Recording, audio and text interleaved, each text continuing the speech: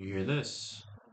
Wrong microphone, but we're giving up on that other microphone. Unless switching back and forth will make it happy. Let's see.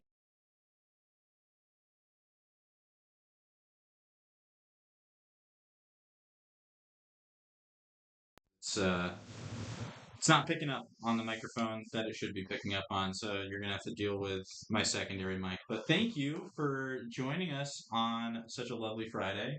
Let me also get my Teams notifications off so that you're not seeing what everyone else is saying to me in chat. How are you doing, everyone? There we go. Yes. Hi, Tammy. Hey, Mongo. Pam. Hey. How's it going? Pam, I see you. Thanks everyone for joining, and appreciate you hanging in while I figured out all the fun technical issues. And yeah, I'm excited to spend the sort of last bit of my Friday here. As you can tell, I'm in the Boston area, so it's 4:38. It's the end of the day, and excited to spend some time with you guys. And really, what I wanted to do today was kind of give people a sense of more things they can do with Cephable. We've been playing a lot of Call of Duty Black Ops 7 using voice controls. We've been doing and exploring some other game nights and watching folks use Cephable in other games. And I wanted to kind of take some time to, I guess, like almost help people see fill the gaps. Like if you've come to learn about Cephable because you've been playing Call of Duty with Cephable voice controls, I kind of want to show you all the other cool stuff you can do across the entire platform because there's so much you can do. There's so much people do use it for, and people are sharing all sorts of cool ideas in our Discord, which is my shameless plug to say get in the Discord. If you're not yet, come hang out with us, join the fun, share your ideas, ask questions. We're always there to help. But yeah, short stream plan today, and again, sorry for the delayed start, but want to kind of take some time to pull together some questions and things that I saw in the Discord over the last couple weeks, and then also questions from you guys in real time on what you can use Cephable for, and to really kind of make sure got a chance for you to see all of the things.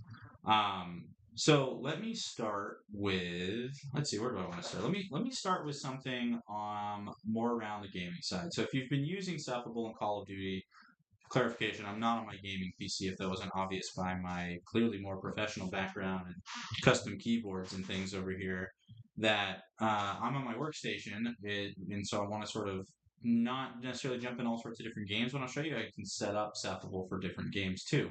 So if you have played Call of Duty with Cephable, console or PC, then you know that you link your Cephable account to your Call of Duty account, and that will then show up as a new connection that you can control. You can customize your Call of Duty controls, and then when you start your voice controls, and I gotta switch this microphone too, or it's not gonna work.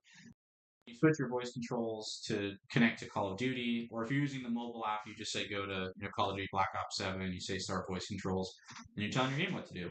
But I also noticed that we had a lot of people that were using Cephable on their mobile device only and haven't actually gonna try it across the rest of the stuff that they're doing, whether it's other games you're playing on your PC, on your laptops, etc. If you have handheld PCs as well, gaming PCs, it works there too. And then also all of the other apps and things, right? So it's not just about using voice controls from your phone to play games. A lot of this stuff comes from actually installing Cephable directly on your laptops, whether you're on Mac or Windows, and then using it across all your different apps. So let me give you sort of a quick tour on some of these key things. Whether you're using it for a game or you want to use, voice controls in another app, it's as simple on your PC as having installed the desktop app, and then you have, in this case, I'm on my HP EliteBook laptop, and then choosing the different controls that you want to use.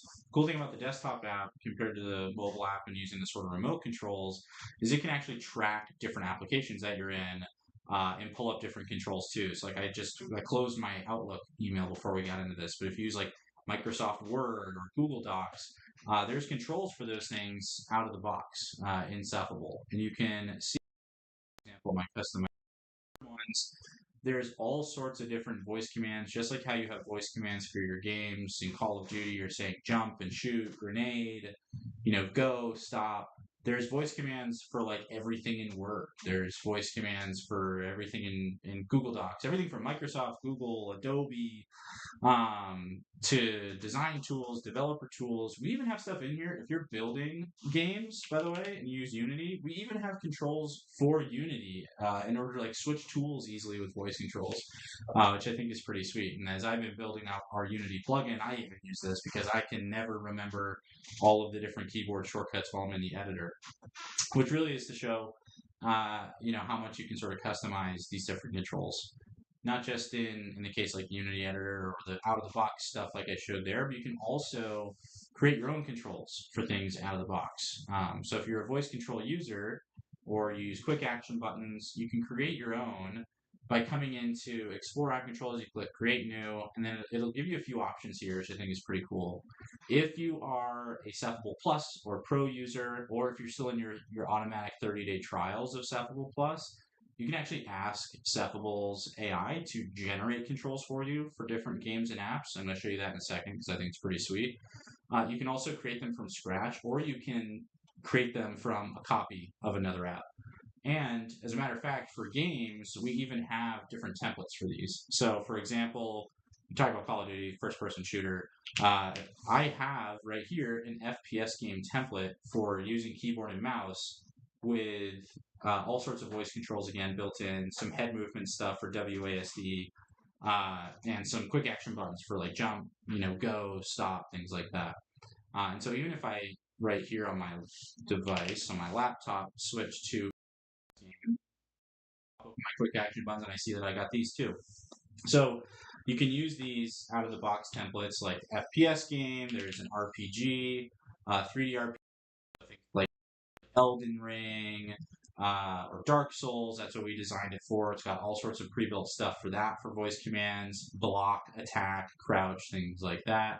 We've got racing game templates in here too, and you can see some ones that I've played with customizing for iRacing.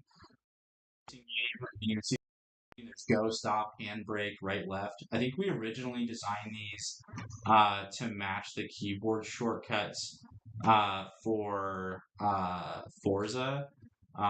But almost all of the same controls kind of map to the general things if you're driving. Even if you're playing a game like GTA on your PC, it's still the same, like stop, go, turn left and right. So it's applicable there too.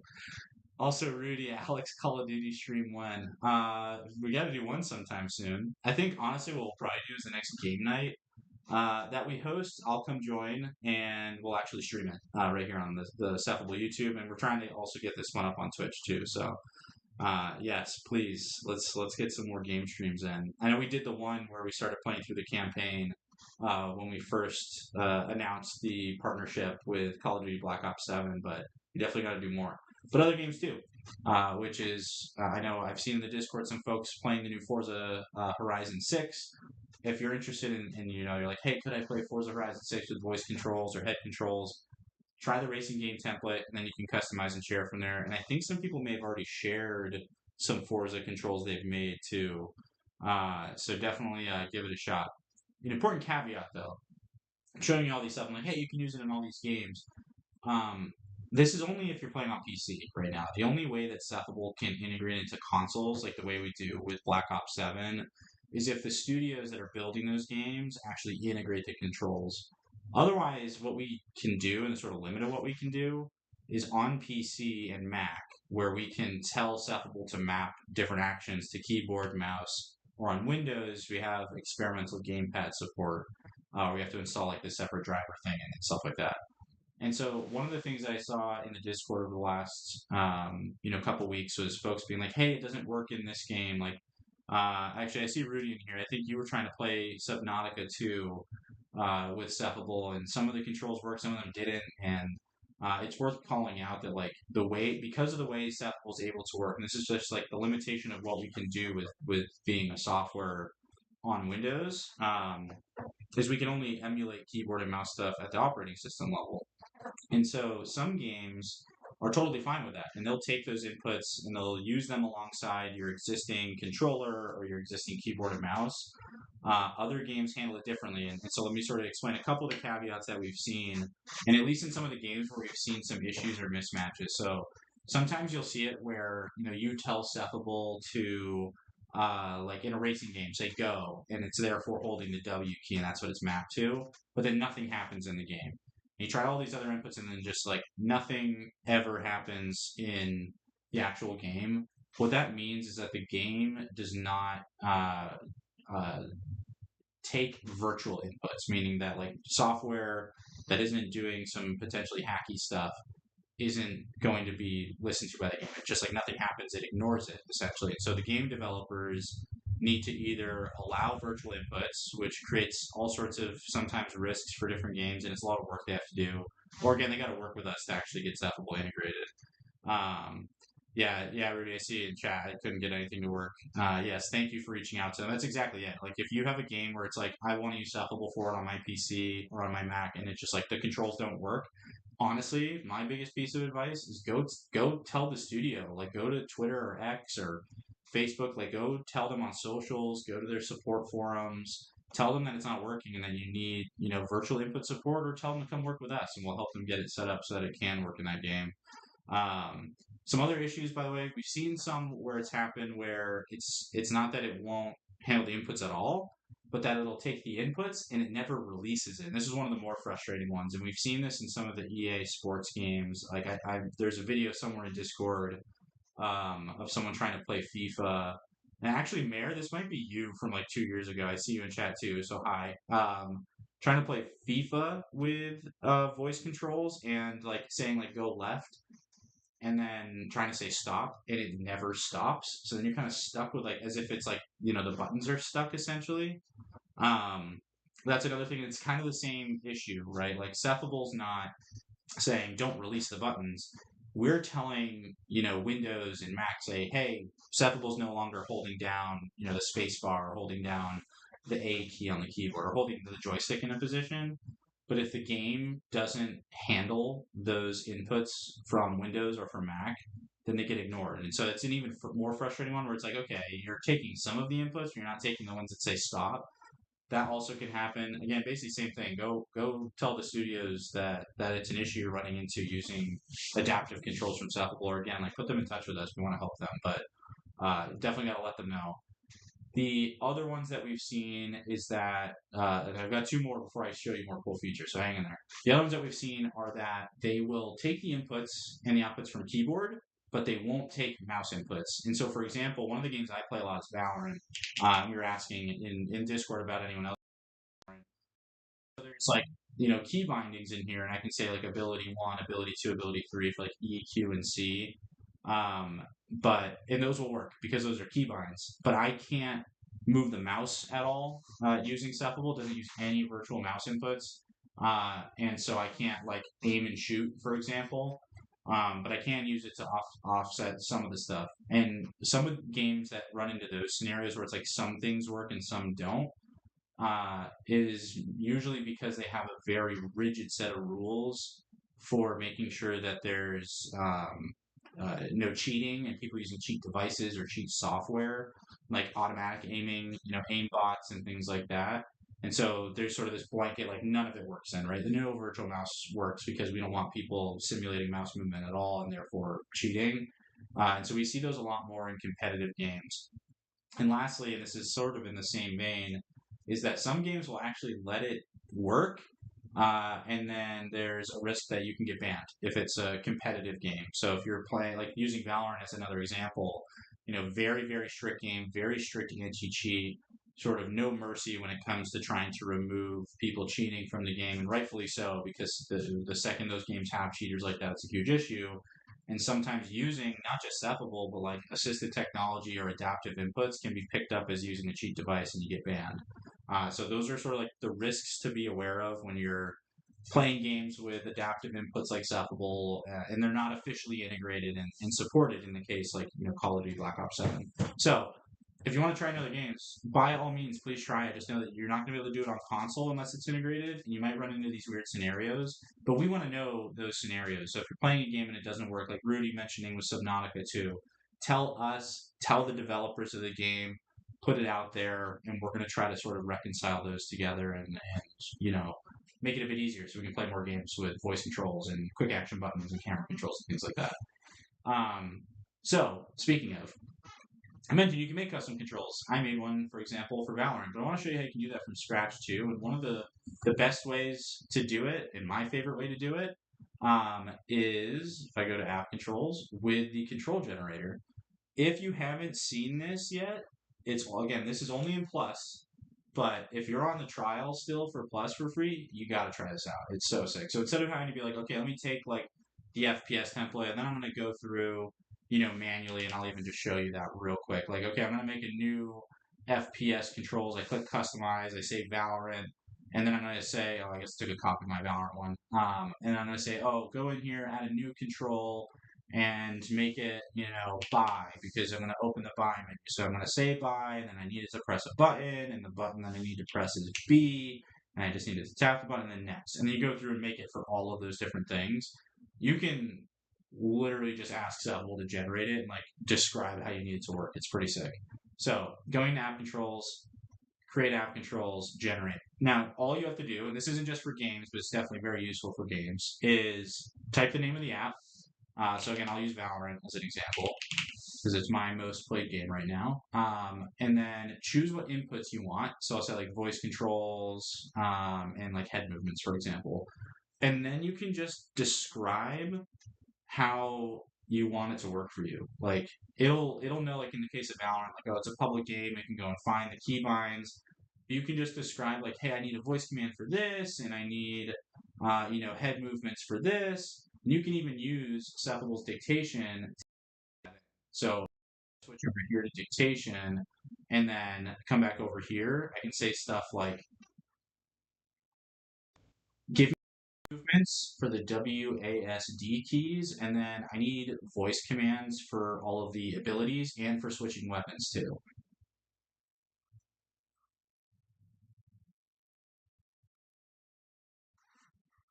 Okay, so I use Cephable to dictate into it, and then I go ahead and click generate, and it takes like a minute or so, and then it'll literally spit out the controls, and then you can still go and customize it, right? So like, cool, I've got my controls, I got head and voice for WASD, just like I asked. Ability 1, 2, and 3, it knows that because it knows how to work with Valorant. Ultimate, switching between weapons, it's exactly what I asked for.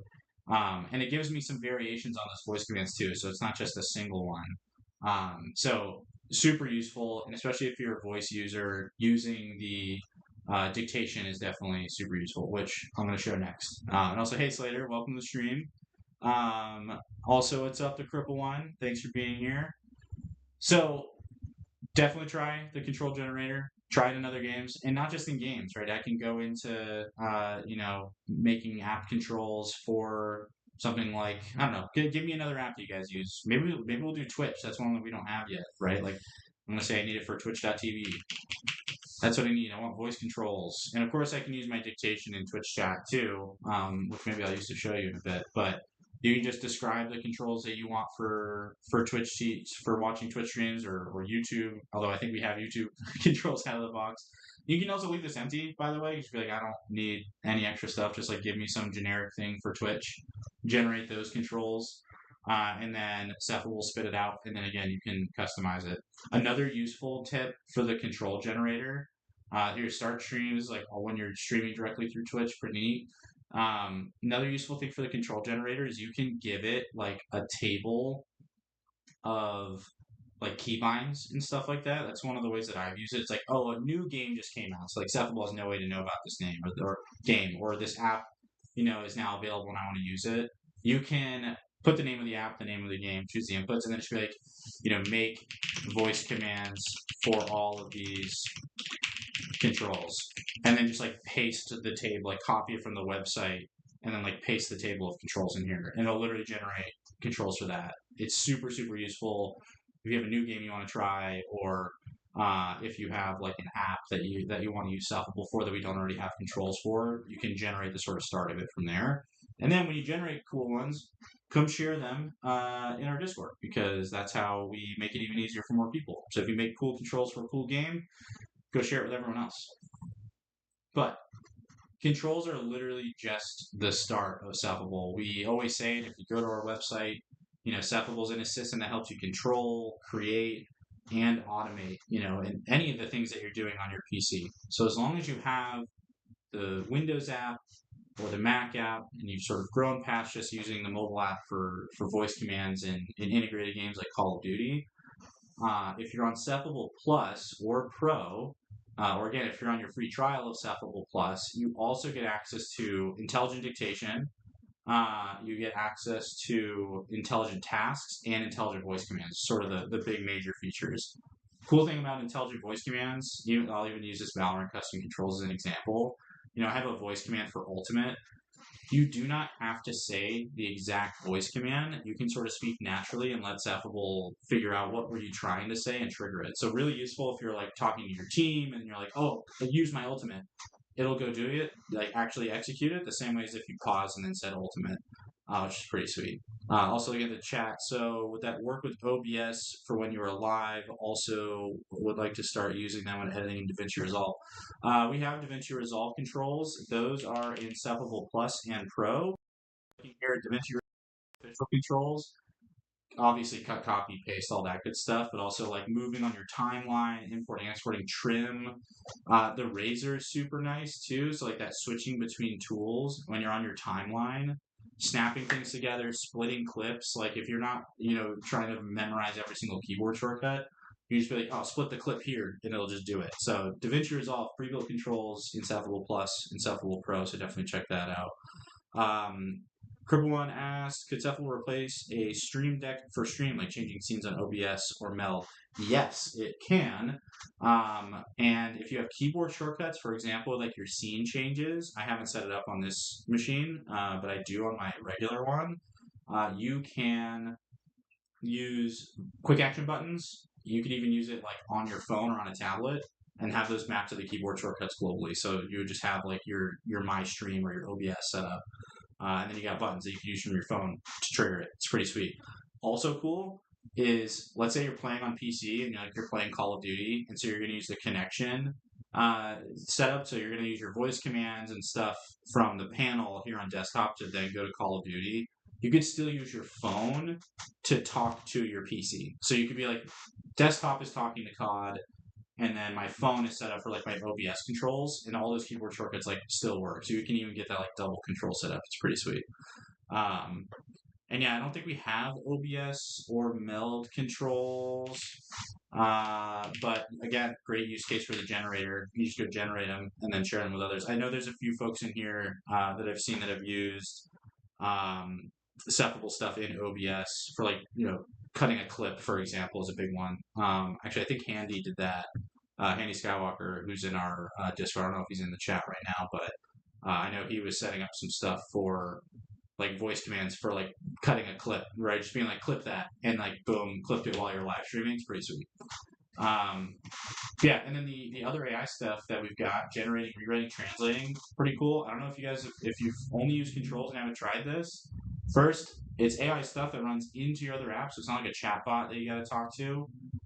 But it also can run entirely offline. So if you're using it into like another app, it's not going to send that information off to a cloud.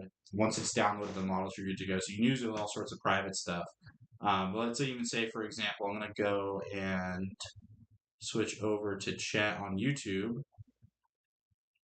And look at that. Here you all are. I can actually literally use Cephable to generate text into like YouTube chat here, right? It's not just like generating documents or just generating chat stuff. Like if I pull this up to the side so you can see yourselves while I'm also talking to it. So all I have to do is like wherever I want Cephable to type, just put my cursor here, and I can just be like, generate a starting soon message for our Cephable live stream where we are going to talk about cool Cephable features like dictation and control generation. And then when you click generate, it's going to warm up this model on your device, and then it literally types it directly into wherever your cursor is. So you can see it typing here. Obviously, it typed too long of a message because I didn't even know that there was a limitation there. But it literally pulled over the message right here, like directly into this chat box. I can also do dictation there too, right? So I can And I can say, how's it going? Excited to start soon. Welcome to the live stream and excited to show you all the cool features.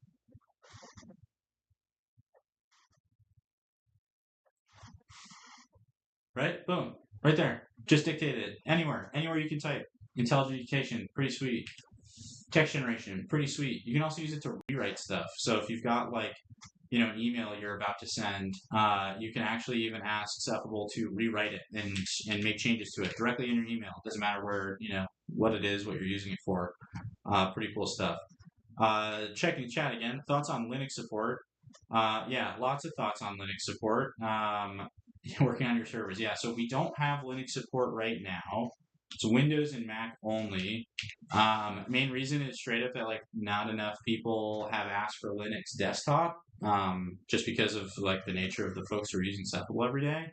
But we are building it in a way where we should be able to bring on Linux at some point. But yeah, primarily it's all Windows, all Mac, and then you get the iOS and Android app separately as the sort of companions.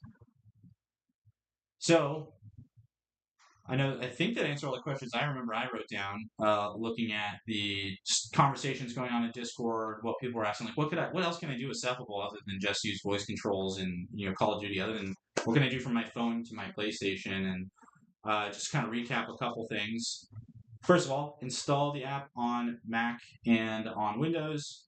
Sign in with the same account. You can even use your phone to control the stuff on your desktop too. Check out all of the pre-built app controls. Cephable Plus and Cephable Pro come with hundreds of pre-built app controls.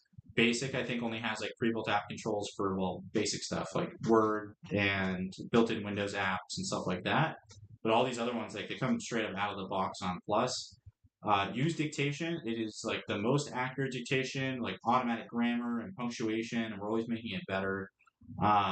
And then intelligent tasks, being able to have Cephable write and rewrite and translate stuff directly into any app you're using. And then if you still like using the controls, try the control generator, create custom ones, share them in the Discord. So much you can do with Cephable just by having the desktop app and really getting into it. Checking the chat again. Would it ever be able to work natively to control an iPad or something like that? I wish. The iPad issue is not that like we couldn't make it work on iPad. We want to. It's that Apple doesn't let third-party apps control other apps on iOS or on iPad OS. So we basically can only build Cephable from like the OS level up, wherever we're allowed to control stuff. So Mac lets us do it. Windows lets us do it. Technically, you can do some of it in Android, and so we're kind of looking at that. If you have a Windows tablet or like a Windows handheld gaming device, like a ROG, like Xbox device that's technically running Windows, you can use Cephable there too. So it doesn't have to be like a laptop or a gaming PC or a Mac. Like it's anything that runs Windows, anything that runs Mac, and that's really what we're limited to right now, just because we can't otherwise do it. We'd have to work with Apple on it, and we just don't. We don't know the right folks there. So if you know someone, ask at Apple about, hey, could I get Cephable to work on my iPad? Tell them to come talk to us, just like how if you have a studio building a game that Cephable doesn't work with, come tell them to work with us so we can make that happen as well. But yeah, what other questions you guys got in chat? I think I got everything. I don't think we're missing anything from Discord. There's a lot of good stuff in there. Oh yeah, I saw Julie actually share. We put together a couple discount codes. So obviously, I showed some features in here that are only in Cephable Plus or in Cephable Pro. If you want to upgrade to Cephable Plus, first of all, when you made your account in the first place, or if you haven't made an account, you make your free account, we'll give you 30 days of Cephable Plus for free. But if you want to upgrade, then we have Level Up 40 as a discount code. It's in the chat that Julia just highlighted again. And we'll give you, I think it's a 40% discount, hence the 40 on Cephable Plus. So I think it usually starts at $10 a month, so that would be $6 a month. To get all of the plus features: control generator, intelligent dictation, intelligent voice commands, text generation, all the words we say intelligent. Better dictation, where it just types the things that you're actually saying, natural voice commands, and then all the cool AI features to generate, rewrite, and translate stuff wherever you are. And all of the hundreds of pre-built app controls for everything from Google, Adobe, Microsoft, Apple, developer tools, design tools, accounting tools, communication tools, Slack, Teams, like all the stuff you got to use every day. All the pre-built controls when you upgrade to Plus. So definitely check it out. And if your trial's expired and you want to upgrade, use the Level Up 40, get the discounts, you're not paying full price. And yeah, thank you all so much for the time and for the lovely way for me to end my week on such a fun Friday. So thank you all, and I will see you in the next stream. And we'll probably end up doing maybe a little bit more impromptu ones with some of these game nights. So I promise, Rudy, we're going to do a Call of Duty live stream. We'll do it during one of the game nights. But thank you all for the time. Appreciate it. And I'll see you soon. Or I'll see you in Discord. Get in there.